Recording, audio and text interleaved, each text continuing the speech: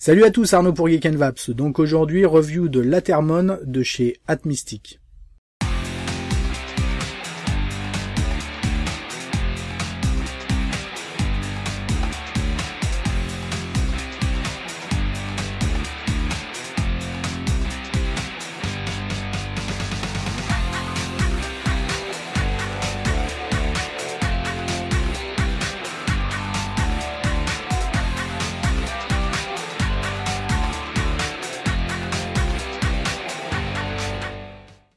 Alors je suis très content aujourd'hui de vous faire cette review. Pourquoi? Parce que je suis un grand fan en fait des produits Atmystic. Et donc là on va voir l'Athermon qui est leur premier mode mécanique. On est sur un mode full mécanique en 18650 à la base, en acier inoxydable donc 304L. Il est disponible en 23 ou 22 mm, ce qui est plutôt pas mal. Suivant les atos que vous utilisez, vous allez pouvoir prendre le mode en fonction. Et ça c'est plutôt une bonne idée. À chaque fois il y a toujours une frustration. Il est en 22 mais avec mes atos 23 c'est pas top. Il est en 23, j'aurais préféré en 22. Bon, là on a le choix. Et donc il est proposé de base en 18650 avec possibilité d'acheter en option un tube 18350 ou une petite extende aussi qui va servir pour les kicks et qui va permettre également de passer en 18500. Donc en 18650 il va faire 10 cm de haut. Donc c'est plutôt pas mal. Et en 18350, on va descendre à 6,8 à peu près centimètres de haut. Il est entièrement en acier inoxydable avec des contacts en cuivre, à savoir que le pin de connexion au niveau de l'atomiseur est donc plaqué en rhodium et les contacts avec l'AQ sont plaqués or. Comme à son habitude avec Atmystic, Athermon veut dire quelque chose, bien sûr, comme tous leurs atos, comme le Diver, les Viva qu'on avait vus. Donc Athermon, qu'est-ce que c'est? C'est Archimède, en fait, qui lors d'un voyage en Égypte a créé la vis Athermon. Donc c'est une vis, une grosse vis en fait, qui permettait d'extraire l'eau du Nil pour les paysans. Donc c'est une sorte de grosses vis avec donc des pas de vis bien sûr très larges qui va venir acheminer l'eau en dehors du Nil en l'occurrence. C'est toujours utilisé. C'est incliné donc à peu près 30 degrés et ça fait une sorte de vis sans fin. Donc Atmystic est parti de cette base-là, de cette inspiration si vous voulez, pour pouvoir créer un mode qui va simplifier les réglages. C'est-à-dire qu'on va pas avoir besoin de faire des réglages compliqués au niveau du pin de l'atomiseur, ainsi que de l'AQ. On a un système de vis qu'on verra en gros plan tout à l'heure, qui va venir caler tout ça très simplement. Celui-ci me vient directement de chez Atmystic. Un petit coucou à Constantinos. Allez, on va tout de suite regarder tout ça en détail. Donc l'Athermon arrive dans une grande boîte en carton aux couleurs d'Atmystic, bien sûr. Elle est assez balèze, on va voir pourquoi. On l'ouvre, alors on y découvre quelques joints de remplacement ainsi qu'un ressort. On va voir exactement à quoi ça sert plus tard. On a également un fuse, donc c'est si vous voulez une sorte de fusible pour les modes méca. Plutôt pas mal de le proposer directement. Une petite carte comme ça avec les précautions d'utilisation ainsi que le numéro de série. Et là on découvre en fait une grande pochette, une sorte d'étui comme ça en cuir, assez joli, donc avec le A de Atmystic, des coutures bleues au bleu d'Atmystic bien entendu.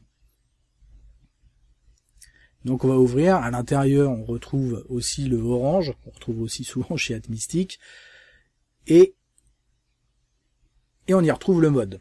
Donc le mode tout petit dans ce grand étui.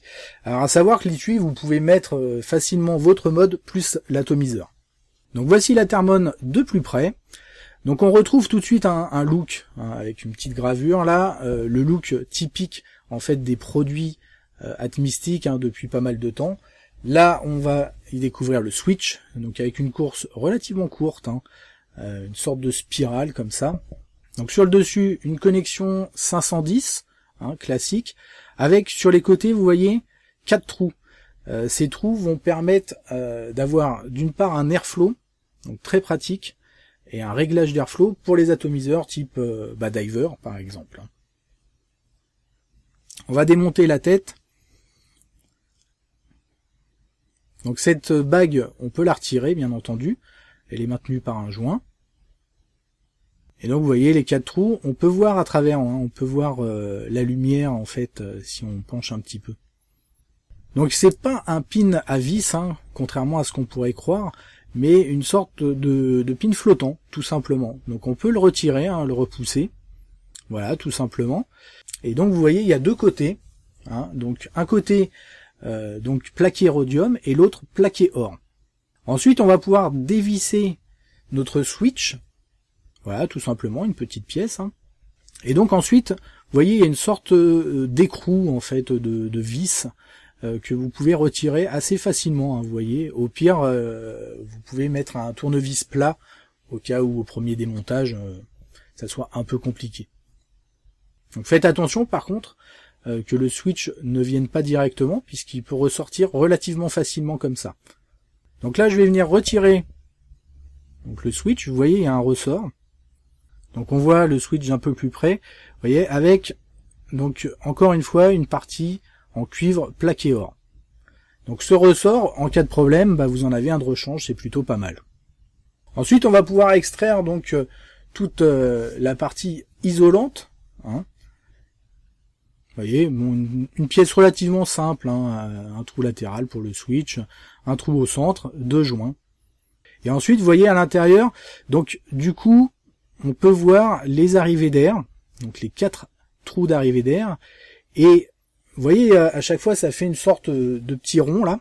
Ça nous sert en même temps de récupérateur de juice. C'est-à-dire, au cas où vous avez un peu de liquide qui vient couler, en fait, il va pouvoir venir se stagner un petit peu là, et éviter de fuir à l'intérieur de votre mode ou autre. Donc, on vient replacer tout ça. Donc, la partie isolante, bien sûr, dans un premier temps. Ensuite, la partie, on va dire, mécanique, hein, du switch, en faisant attention, en fait, sur les côtés, vous avez deux parties un peu plates, là, avec une sorte de petit bouton, en quelque sorte, un truc, un petit arrondi, on va dire. Donc, à bien le mettre dans le bon sens, hein, c'est-à-dire droit par rapport, en fait, à notre top cap. Sinon, ça va pas aller, ça va poser problème. Donc ensuite, une fois que vous avez mis ça, vous venez remettre donc l'écrou, hein, qui vient maintenir bien sûr tout ça, et vous revissez le petit switch. Donc sachant que je vous déconseille, hein, de le démonter, sauf en cas de réel besoin, mais sinon n'y touchez pas, c'est bien mieux. C'est assez délicat, un peu comme sur le mode d'Atmizu, hein, le Lab ou le Dupi. Et voilà, ensuite, il ne reste plus qu'à remettre la bague de réglage d'airflow. Vous voyez, on peut la régler d'ailleurs un petit peu. Alors, on va démonter ensuite le bottom cap. Donc, on voit le tube, hein, tout simple. Il n'y a pas de sens, hein, vous pouvez les monter dans n'importe quel sens, ça va aller. Ensuite, on a donc le bottom cap avec le switch, donc une petite gravure atmistique, le numéro de série, cette fameuse connexion cuivre plaqué or. En dessous, on voit le trou de dégazage. Et on a une sorte de système molleté, vous voyez. Et quand vous venez tourner ça, hop, ça vient ressortir. Donc, le fameux système Athermon, en fait, est ici. C'est-à-dire que quand vous allez visser ou dévisser, ça va venir faire ressortir ou rentrer notre connexion.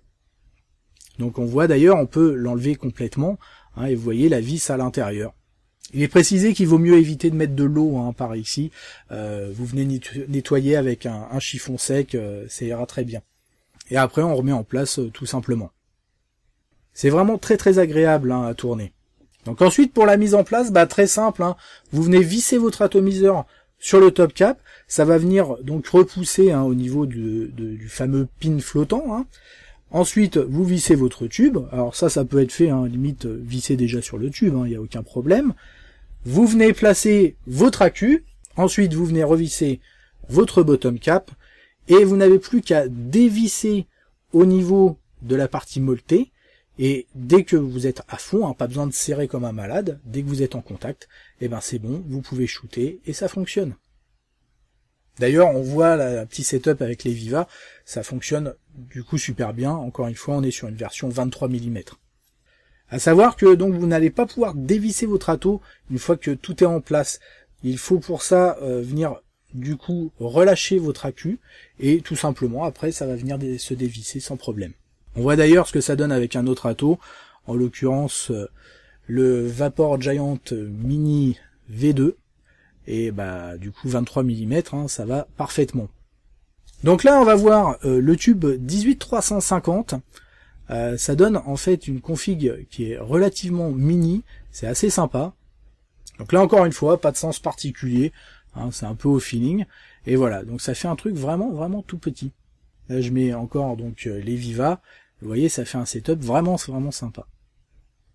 Vous avez aussi donc des bagues différentes. Hein.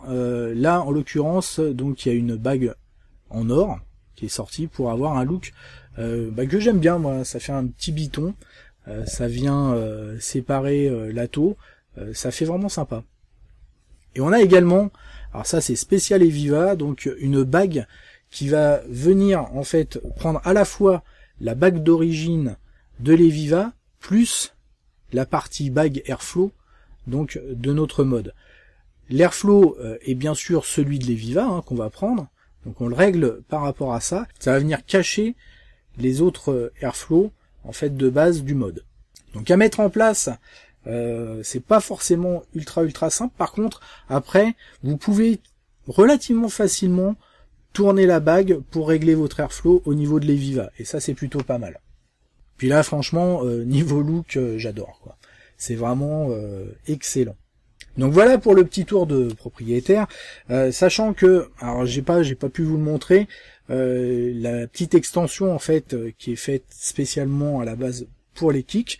Ce qui va vous permettre de mettre un kick au niveau du 18650 ou du 18350 et en 18350 du coup vous allez pouvoir utiliser des accus en 18500. Donc pareil, toutes ces différentes options. Alors faites attention, par contre si vous prenez votre mode en 22 mm par exemple de diamètre, prenez bien les tubes d'extension ou les bagues faites pour du 22 mm. Hein. Les deux versions existent, mis à part la bague spéciale Eviva, qui elle n'existe qu'en 23 mm bien sûr. Donc voilà le petit setup complet. Donc là je suis en 18350 avec l'Eviva, et on va voir ce que ça donne. Hein.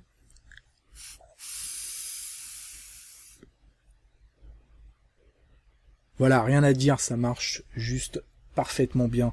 Là, je suis en 18350, j'arrive à avoir plutôt une bonne autonomie. Ça, c'est dû à une très bonne conductivité. On a un drop qui est très faible.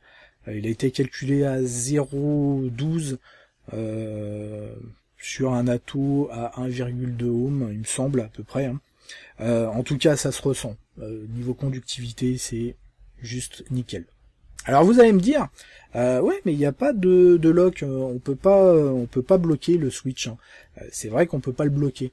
Alors comment on peut faire? Tout simplement, vous venez prendre votre mode, hein, vous vissez un coup, et c'est fini. Ça fait plus contact. Tout simplement pourquoi? Parce que la batterie n'est plus en contact. Et puis je viens visser un coup, et là, ça fonctionne. Donc, il n'y a pas à proprement parler, on va dire, de système de lock, mais néanmoins, ça fonctionne hein, sans problème. Voilà, je fais juste un petit tour et rien. Alors pareil, je l'ai pas encore, hein, mais je pense qu'avec en 23 mm, bien sûr, avec un Typhoon GT2, ça doit être juste excellent, parce qu'on a ce côté, cette sorte de vis molletée au niveau du bottom cap. Et du coup, on va le retrouver sur le Typhoon GT2 au niveau du top cap. Et je pense qu'au niveau look, ça doit être assez sympa. Un petit mot concernant le prix, donc le mode en 18650, hein, puisqu'il n'est pas vendu directement en 18350. À voir, peut-être qu'ils feront d'autres versions. Apparemment, il y aurait des évolutions possibles, mais bon, ça pour l'instant, on va pas en parler. On verra si ça se fait, en tout cas. Donc en 18650, le mode complet vaut 136 € chez Atmystic. Ensuite, vous pouvez le trouver en France puisque vous avez l'importateur officiel qui est Wonderful Vap. Et là, il sera à 138,90 €, sachant que vous gagnez au niveau des frais de port, c'est plutôt pas mal. Ensuite, pour les différentes options, vous avez donc le tube 18350 qui est vendu 15 €. donc ça c'est pas énorme, et les différentes bagues, hein, que ce soit la bague Eviva, la bague or, ou même l'extend, sont tous à 10 €. Allez, on va tout de suite passer au plus et au moins. Les plus pour commencer. Le fameux système Athermon, hein, toute la mise en place en fait est hyper simple, hein. On n'a pas de réglage compliqué. On vient visser notre ato, on met notre accu, on dévisse au niveau du bottom et c'est prêt. Et ça, franchement, ça marche vraiment super bien. Il n'y a aucun souci. Du coup, on a un finish bien flush. Ça, c'est sympa. Quand on veut une belle finition, c'est toujours agréable. Et pour ça, c'est nickel. La conductivité qui est excellente. Là, franchement, malgré beaucoup de modes méca, alors il y a des modes pareils avec des très bonnes conductivités. Très certainement dû aussi au côté simple du switch, hein. Le switch latéral, ça reste assez instinctif, hein. On l'a sur principalement les modes électro, ou même à la base sur une simple Ego. Le switch est placé là, donc c'est au final un endroit relativement naturel. Je sais que sur le Lab, le Guppy, j'avais beaucoup aimé aussi. C'est vrai qu'on n'est pas choqué, on va pas trouver ça bizarre. Après, je sais que tout le monde n'aime pas, mais bon, moi personnellement, je trouve ça plutôt sympa. Les différentes options, toujours sympa, peut-être qu'on aura d'autres choses à venir. En tout cas, cette bague de finition pour les Viva, même si elle paraissait quelque part logique, ça le fait vraiment très bien. Moi, les Viva, ça reste un de mes atos préférés, clairement, hein, malgré les différents atos sous cloche qui sont sortis, tels que le KFN 4, le Squape Air, Typhoon GT2, pas encore, on verra. En tout cas, les Viva est un atout que je ne lâche pas. Clairement, pour moi, c'est une vape qui est très bonne, avec ce système dans la céramique, ça marche nickel.